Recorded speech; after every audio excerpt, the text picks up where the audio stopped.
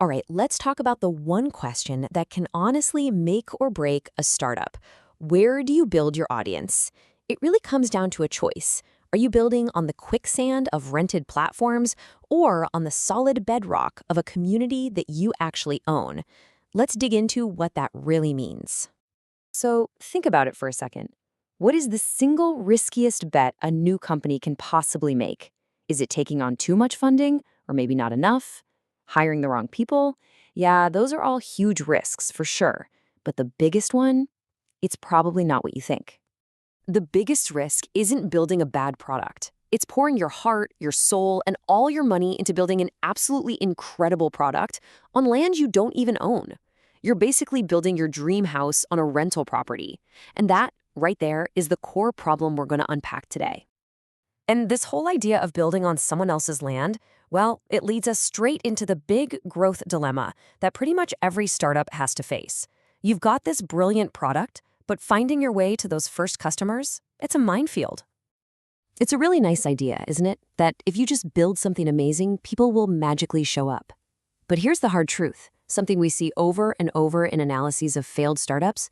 It's a lie. The most groundbreaking products in the world have fizzled out simply because they couldn't figure out the marketing piece. So what's a startup to do? You've got limited cash, a tiny team, and the default playbook is almost always the same. You turn to the big social media platforms. The goal is simple enough. Get the word out, find those first few customers. But the challenge is huge. You're basically trying to whisper in a stadium where giant corporations have megaphones. And this brings us right to the heart of the problem. This is the real danger of building your brand on what is, for all intents and purposes, leased land. This analogy from marketing profs just nails it perfectly. Imagine you build this amazing restaurant and it's packed every single night, but you don't own the building. And one day, your landlord, the social media platform, can just change all the rules. They can jack up the rent through higher ad costs, they can hide your signs with a sudden algorithm change, or they can even start charging you just to let your own customers in the door. I mean, just look at the difference here. It's night and day.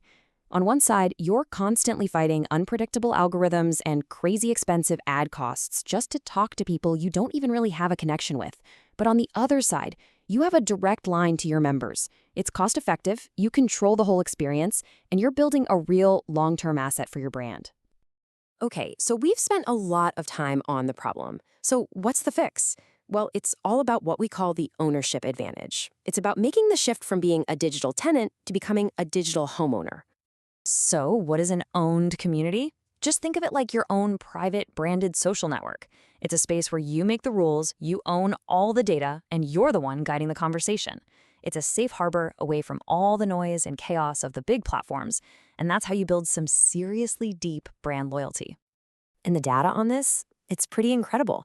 When brands build social features into their own platforms, they can see user retention shoot up by as much as 40%. Your customers just stick around longer. It's that simple. And it's not just that they stay, they get more involved. Engagement can skyrocket by up to 35%, mainly because you've given them a dedicated space to connect without all the usual distractions. And here's the real kicker, the bottom line. All that loyalty and engagement can lead to a 2.8 times increase in revenue. Now that is the power of ownership.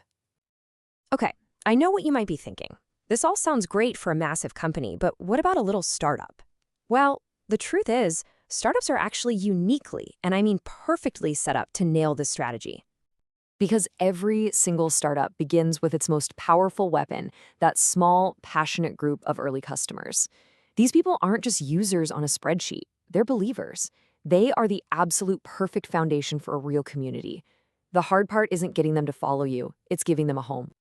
And this is so crucial to understand. The value doesn't just come from the content you make. No, the real magic is in the connections between the people inside that community. It's the insider scoop they share and, the status of being part of that exclusive club. And if you're a founder, this is the key takeaway. Don't get obsessed with vanity metrics.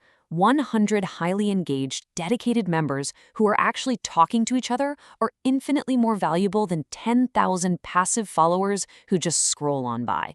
Quality beats quantity every single time. All right, so the why is pretty clear, right?